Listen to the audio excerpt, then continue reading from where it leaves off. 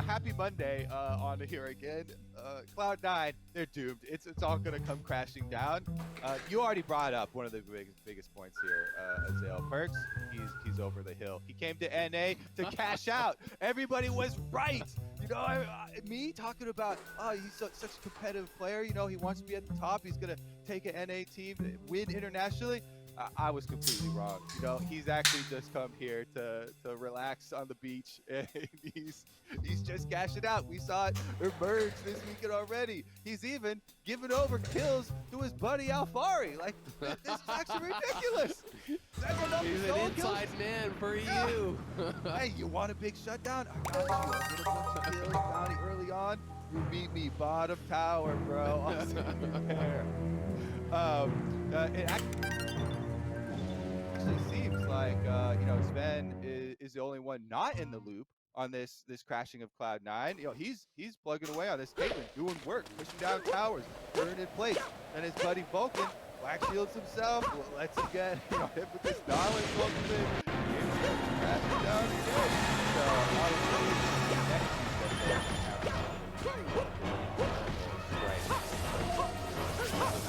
So turn on each other. Yeah, exactly. All right, well, All right, that's what I I've can't got. say you've convinced me, Kobe, but it was a valiant effort. Mark, why is this guy not falling then? Do I even have to go on the other side? I feel like there's not much of a debate. I think that they're still insanely good. Like the way that they attack that jungle advantage was something that I don't think any of the team in the league would have done quite as aggressively. Going from red side to the other team's blue, and he ran right through mid when there's a minion wave pushed in to force out a lane. He just runs through the box Spellcraft and kills Pika there with his team, and then continues farming up through his side with sends Vulcan to the top of it. The way that they actually did all that was really impressive, even though they absolutely missed the mid game. Like, it's a regular season game. I bet, I totally can see a way where you're like, all right, we're locked first. You just kind of like ease up on the gas a little bit. They're not locked first, but they're locked first. Now on two teams. They locked first. I think that we have seen this enough out of some of these players that I'm not too concerned about, especially Perkz. Like, man is someone who sometimes has these games where you're like, oh, I don't know, that didn't look that good, and then like playoffs roll around and he's hulking out. So like, I think that he in particular has earned enough goodwill to have this collapse mentality, and I don't think it'll happen again.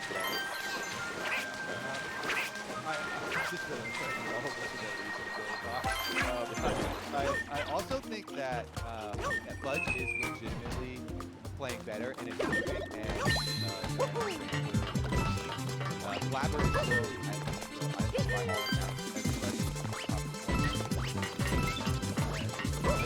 even though he came under some criticism, he's not anymore. I still think. Go ahead.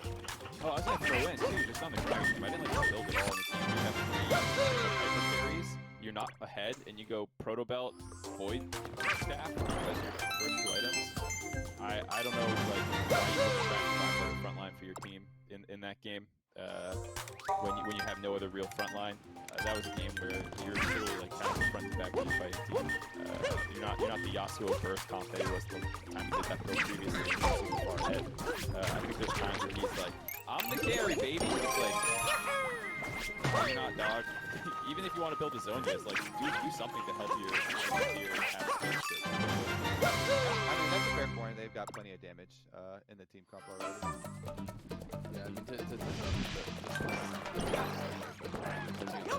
I feel like people are random with these like last whisper second builds against MR and Armor, and it's starting to become more and more common, and it just seems like, well, I could buy this cheap item here, this seems pretty good.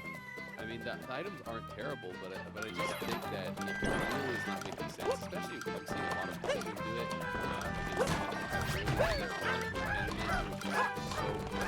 Right now, I just think it's crazy. Lord Dominic crushes, and Blood Cat crushes, and have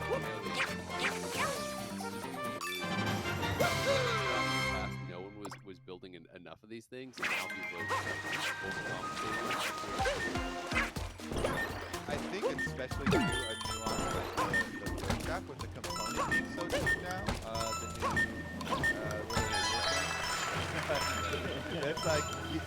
have this quick stepping stone that can be reactive. So like as soon as you see the extra low magic mandibles being slammed down, everybody instantly react with a cheap stone purchase of your own. Yeah, exactly. Yeah. But it's weird. About this, I just feel like PD is so overrated. Looking at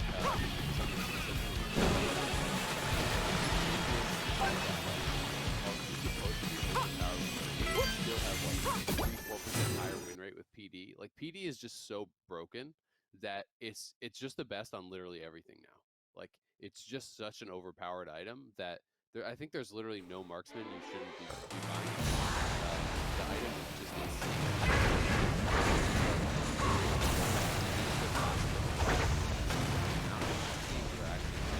from this item.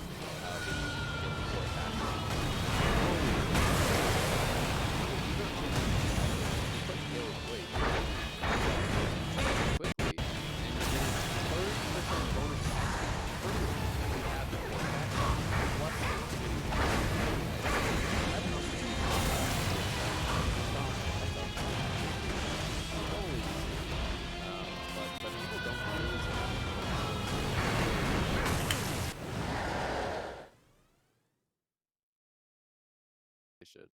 Yeah, I was drawing a parallel between this and Jack's passive because people always used to underestimate Jack, stacking up his passive, whacking turrets and minions and stuff, and then try and fight him there. Or like Aurelia passive is very similar as well. When Aurelia gets up to 5 stacks, all the top laners are like, "Oh my God, don't go fight her!" And every once in a while, you see like this unconcerned jungler waddling up to go, have this 1v1, and you're like, "Don't do it! She's fully stacked! Get out of there, man! Get out of there!" It's like these passives that don't have big visual indicators, from people that either don't play the champions a lot. And now that it's like this item as a similar level of power of one of those things. It's like old Rageblade, but it's just so much easier. It's easy to stack up because it's only 4 hits, right? So I think we should be a second item.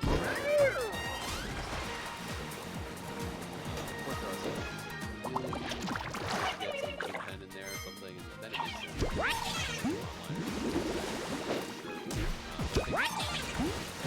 I'm with you, man. No void staff for Blabber. Build the Phantom Dancer on Gragas. Exactly. To circle back to Cloud9, I mean, I'm not super worried for them falling apart or anything, but it did make me a bit nervous and reconsider a bit my opinion on them because of the coding this weekend.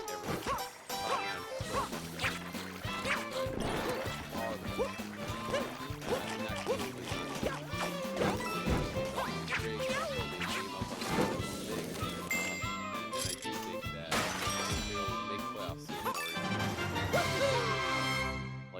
They'll finish first if they win out, but they have a much easier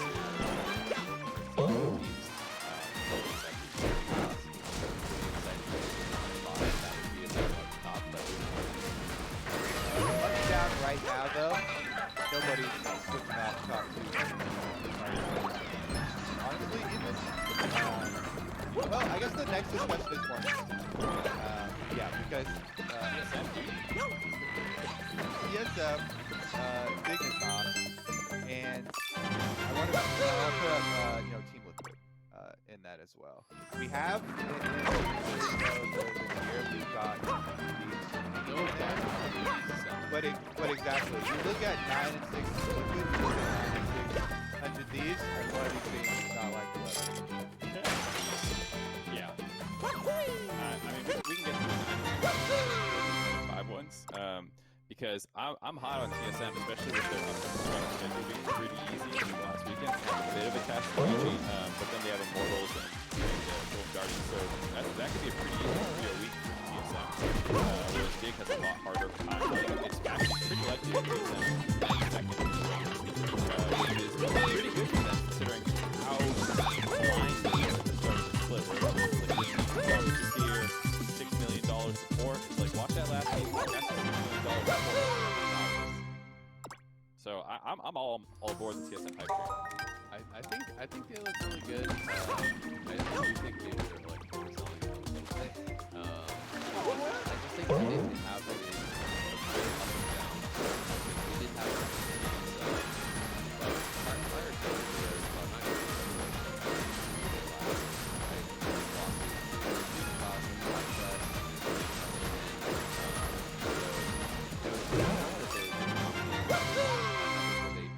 massively improved from the start, and I think they are on the up and up. But I don't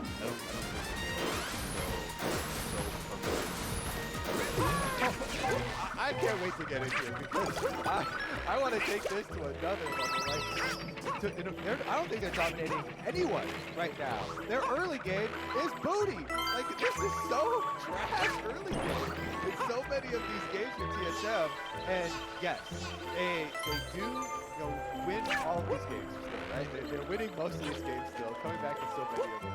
But they have made so many of these early game mistakes, causing their early game goal differences and all of these setups for them, dragon setups and stuff like that, to, I think, take away any of that feeling of like domination or the pressure of like coming up right behind Cloud9 type of feeling until this last weekend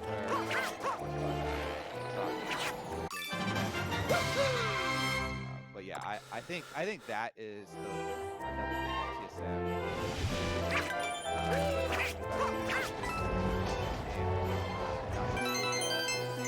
that they themselves have said multiple times, like they are not happy with either. Listen on some of these post-game interviews and stuff as well. Everybody's got eyeballs on. I was gonna say, you guys talking about like, oh, they have these issues. What team doesn't? What team do you look at right now? You're like, my God, that you just firing on all in on TSM. Well, I'm all aboard, you know. I'm all aboard the hype train. They're gonna finish second. I mean, if that's the way you're selling it, is making it sound like they're like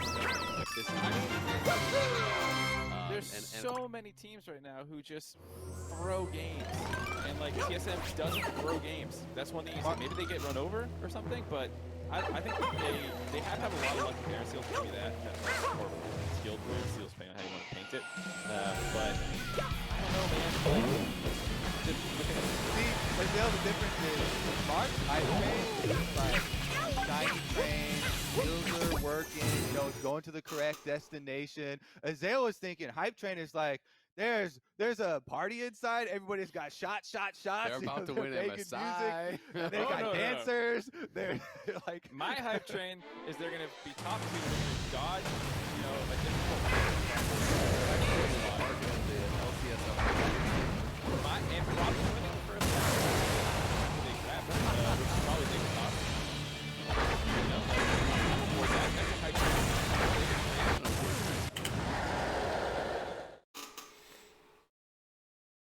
I mean, I feel like for TSM fans, if you're not winning, I don't think they're on the hype train with you. I think you're the only passenger. My own personal hype train. I gotta tell you guys, it's pretty cozy in here. I don't need anyone else. Mark's just sipping coffee in his hype train. Nice smooth ride there all the way to... I mean, the thing is, like, in terms of good early games, you have Team Liquid and C9, who you could say legitimately have good early games. And 100 Thieves and EG are the next two in terms of goal difference at 15. And, like, TSM objective control stats. But they're trash in the mid to late game right now, like those two teams. And so, like, after that, there's really not that many good early games. Like, it's TSM 5th with a negative goal difference of 15. So, like, I don't think that there's, like... I mean, yeah, I see the updated stats right now, at least for Oasis Elixir, are goal difference at 15 for TSM. Positive. I'm different than what I'm looking at. I'm looking at negative 199. That's what we're used to. So you guys are not using Orcus. No reason to. Either way, like, I think TSM has done a pretty good job of doing evolution. Tried to bring out of time. They still make some mistakes. Like that big game that they lost, that was tragic. They still had a pretty dominating team. Didn't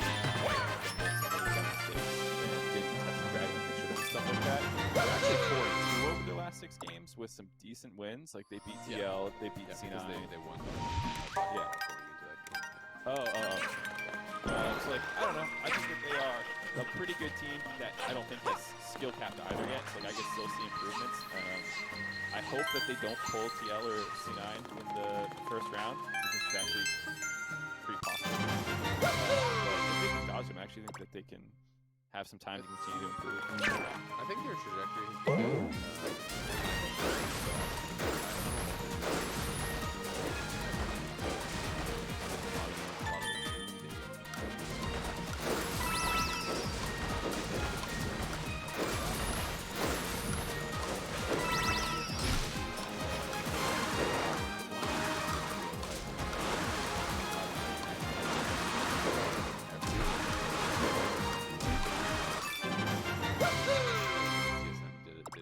Job with what they had, but that felt like I do think that it's pretty difficult. You know, and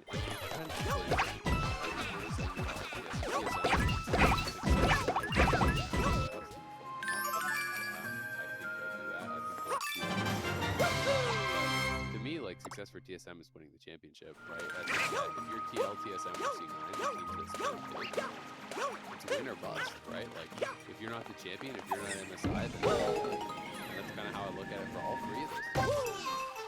Right now, I still feel like I'm bought in on TL or Bobby and Zale, if you're not first, you're last. Yeah, I would respect the because the five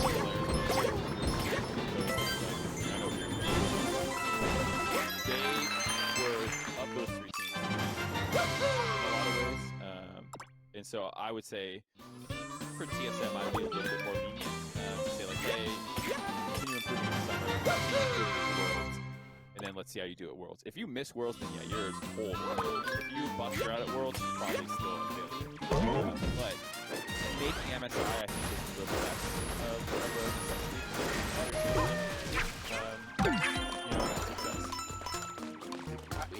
This is a 10 straight finals team right here. TSM. So now they're dumping all their money in. First split is $6 million support. I'm looking at individual like plays when they are consistently able to both operate around the very standard, you know, P5 PoE, lost on approach the back style, and they're able to operate off of the look that they tried very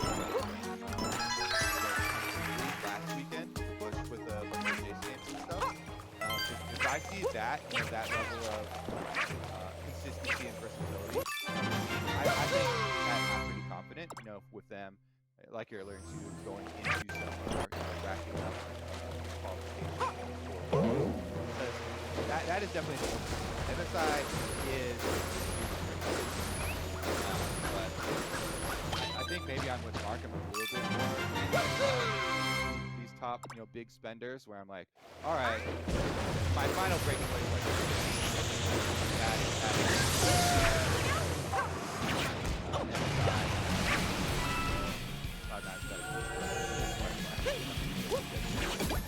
they probably, you know, stand the most to lose is I mean, Cloud9, I don't even know that I would bet on them. It feels like TL's had their number, right? Like, are you TL on any hype train, or are you just? I feel like TL's just gonna win again. You know, like, yes, they haven't been good on the regular season, but it feels like when you look at the team, we think Cloud9 is gonna be up there. Every time you feel the season, they beat them in lockdown.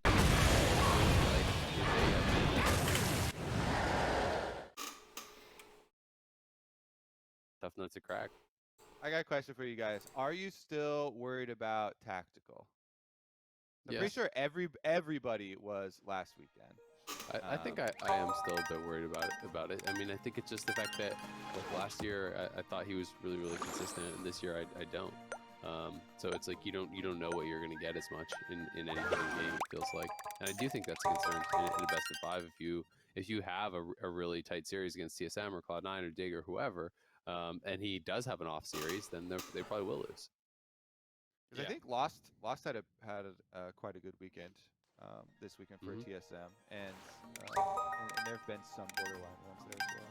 All right, well, what about Dig? Because we haven't touched on them yet. They're another 10-5 team. They just keep winning, and they are one of these teams that just seems so much better than like the sum of their parts, right? Like, you know, you look at the names, you look at the individual players, you make your tier list for preseason, you're like, all right, this team is not that good. But they have really, I think, improved massively. I don't know if you guys caught the caster intro we did for Dignitas, where we're comparing Soligo stats from last time he was in the LCS to this time, and Fake Gods from last time to this time. It is night and day. You know, Soligo, last time he played in the LCS was 0-10 with like barely a 1 KDA. Like, he was dealing about half the damage that he did this season. Fake God, you know, has completely flipped the numbers on what his laning stats are. He's putting out way more damage as well. Like, this was a guy who was hard losing lane on average, and now is winning lane significantly on average. So, you know, the improvement, I think, for their solo laners has been massive. Neo has been doing really, really well with Afternoon. I think Darrock's having the best year of his career. So, you know, I'm on the Dignitas train, not necessarily winning the championship, but like, as far as expectation for reality, like, I place the bar super high for TL, maybe that makes me sound a bit negative on those teams, but I think if I'm an owner or a GM or whatever, and I put millions and millions and millions in my team, I expect to win. If I'm Dignitas, I already won. I went 10-5 with 5 players and probably one of the lowest salaries in the whole league. I'm already the winner. Yeah, so I think the reason why everybody is so positive on Dignitas is because this is not in fact a train. This is not a train to begin with at all. It's a wheelbarrow. This is now a party bus. And everybody just pop it off on this party bus. And they're driving down the rails. This is a party bus. This is a party bus they made themselves. Like, it just started out as some old ass Volkswagen.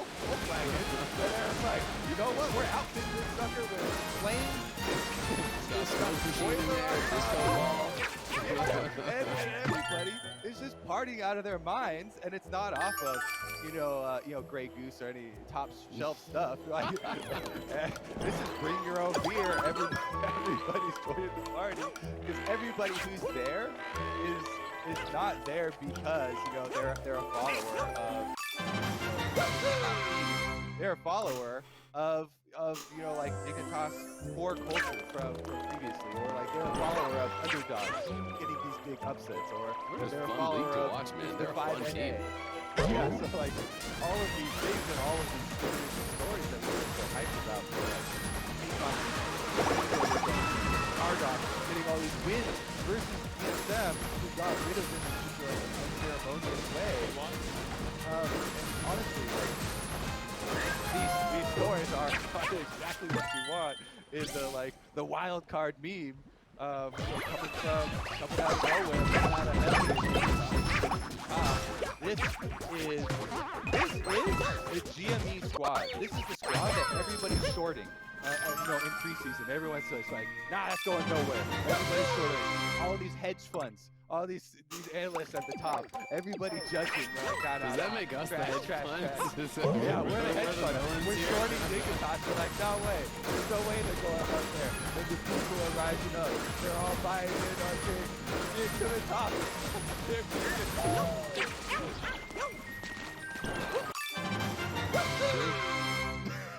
Yeah, how you like that take? Yeah, true. I think like Neo has been a lot better than anyone would have said. Fake God, Soligo, to your point, like Darrock and Afro, I think are playing on the top end of what you would have predicted. But the rest of the team is actually really good. You know, like for a team that no one had any implications. That's your point. When we do our next week's reviewing our power rankings, they're going to be the big embarrassment. They're going to be the big oops, got that one. I think we probably had them Yeah, I mean TSM's probably going to be a little bit higher if they have, you know, what's to happen. Dig's got a tough weekend, but even then, I don't really think there's a way that they drop below like 5th, which is still 3 spots higher than I mean, they 2-0 TSM, which I think is really impressive. And recently, too, right? Both their wins against them were fairly recent. It wasn't like way back when you know, they didn't get a win against Cloud9, but I do believe they but they've done okay. You know, they haven't obviously teams, but I think that they've really invested. I still don't think that invested 5. I would be betting those 3 corners against CL. I hope I'm wrong. I really do. I think that would be incredibly exciting to get to that next level. But I think that it will be difficult for them to do that when teams are preparing specifically for them. I do feel like there are some ways to potentially shut them down. We need a best of 5. Their reliance on Dardoch, I think, oftentimes in the early game is so big. Like, their early game isn't that big. They rely heavily on team fighting, but I think if you can put Dardoch down with like pushing lanes and aggressive jump to get in his face, I think Big Boss tends to play incredibly passively. When Dardoch is behind in the early game, he's really the catalyst, I think, for a lot of what is going on for them. Even though they are normally behind, that's something that I would be worried about when you get him up against Pika, St. Thor, and Blapper, and the opposing team comes into it with a plan dedicated to pushing lanes and shutting them down and being in the face. I think that gets really, really tough for Dardoch to make things happen. That generally does take us then just sitting back and just waiting for the game to end. And against those top teams, like that, I feel like you often just bleed out. That's why, if you remember at the beginning of the season, Dignitas commits so many resources to defending their jungle. We had like 3 games in a row where they even have Fake God there. 5 people defending level 1 jungle intake. Okay. Afro Blue teleporting to our top 10. So everybody waiting for That's one of the things where like this team so cohesive, like great within this team. Seem to have formed really quickly, and again, every time they're always first thing out of their mouth is how they're going to put in on the win, on the because Dignitas start to finish, sanitized victory of League of Legends. They're definitely down there in the mud a lot of the time. And have to go through a lot of mid and late game, pretty points and difficult positions that they have to work through. So they're constantly looking back, and that's definitely how do we keep moving? How do we keep up the victory? All right, down to the 9-win teams. It sounds like we want to touch on Liquid, I think, mostly. 100 Thieves is up there as well. How are you guys feeling about their chances for these 2 teams going into the playoffs? Big question I want to pose first for this one. Most interesting debate as we're grouping 100 Thieves and Team Liquid together. Will Devontae... I say yes. I don't think that Remy is still fine. I know he has a good stylist game, but I feel like if I'm one of these, I'm not concerned. I'm going to trust not even necessarily to like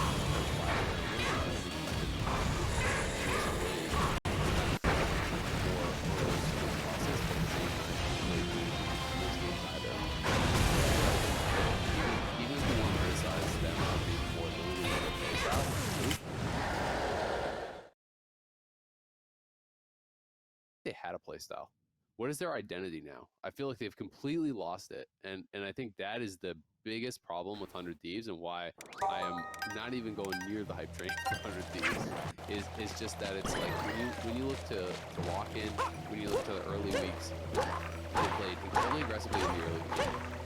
It was saving teleports for early dives. It was pathing towards top or bot, top or both mid and mid, and playing heavily towards these really well executed aggressive dives to snowball the game and push the pace of the game forward. Then playing side lanes out, trying to pull the team apart, playing towards these Galio TF hits and split pushing and setting up the map after you've already won the ball. You go a few times, you got early dragon. End the game, not worry about Soul, like it heal teams apart right after that. And I felt like it was so cool to watch that.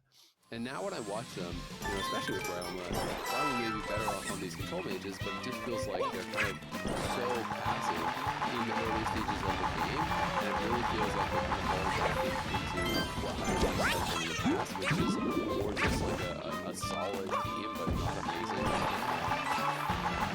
I just feel like they're playing playing that style, playing a slow, reactive style, and not playing it particularly well isn't going to really do anything against these teams. It just feels like we're that worst version of team.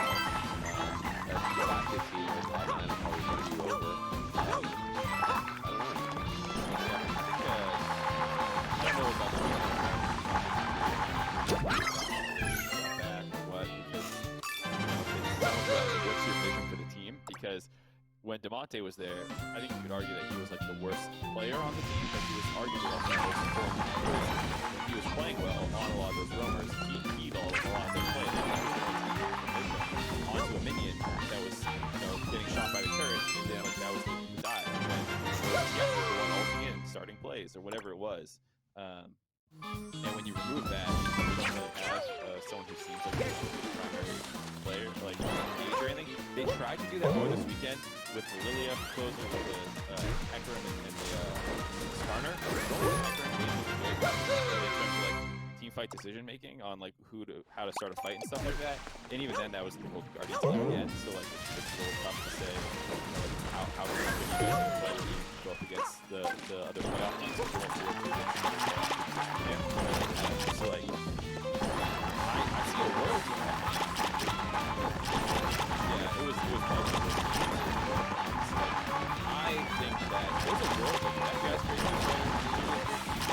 maybe put Ryoma and you just say our initial vision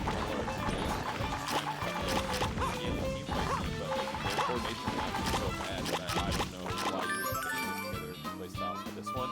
So I don't like that. One quick mention that this is like people, when we were watching the games over the weekend. I think she talked about it on the Destiny call with them. But just the idea that they kind of have abandoned this Damonte playstyle because it's like, okay, you can't play the meta, right? But I feel like instead of trying to expand the champion pool by fitting a player into what is the current meta, you can expand their champion pool within their playstyle, right? Like, put them on and there's other types of players that are actually succeeding in that role. You can do things like the Simon did. You can do things like the Rumble did. Look at Ruby and how he's playing as a player that cares less for lane and more for roaming, more for actually pressuring side lanes in a lot of cases. There are examples of this in the world. It's something that some of our top teams have really failed to do over the years. I've felt this way with Impact in the past, where it's like, if you have the best tank, weak side player, maybe top laner in the world, like, or at least one of them, right? Like, he's incredible at playing weak side, he's incredible at playing all these tanks and key fighters, and it'll be a meta where it's like, Ornn's the only tank that's really popular, so like, well, there's only Ornn, I guess got banned, there's no other tanks in the game. It's like, well, actually, there's a ton of other champions you could be playing within that sort of playstyle, and I think that's what I would have rather seen instead of trying to make Damonte continue playing Azir and Orianna or whatever, if you think he's not good at that, put him on play at the same time, different champions. I think even with the same champion, Twisted Fate is not dead. Like, and I want to separate. I want to separate. And it has not been. It has not been some of these games, and the reason they haven't been is because of the emergence of the Sonic counter pick and counters like silence and stuff. Very, very. I want to separate these instances of Ryoma versus Damonte, the identity crisis of 100 Thieves, because it actually happened before they benched Damonte, where they kind of lost and then it's felt like this was an add-on where they're like, okay, we lost it. Now we're trying to make sure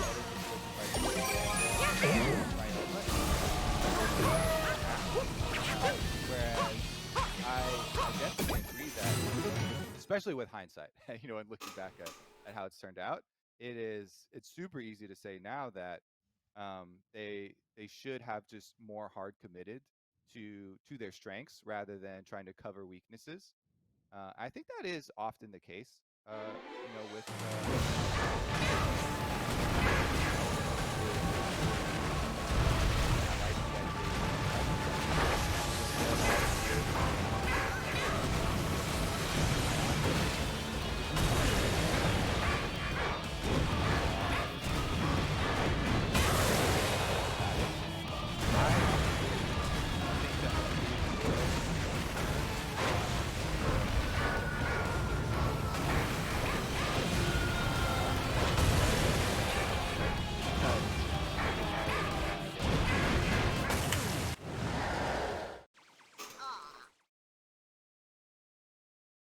that's you're saying you're not going to be able to do.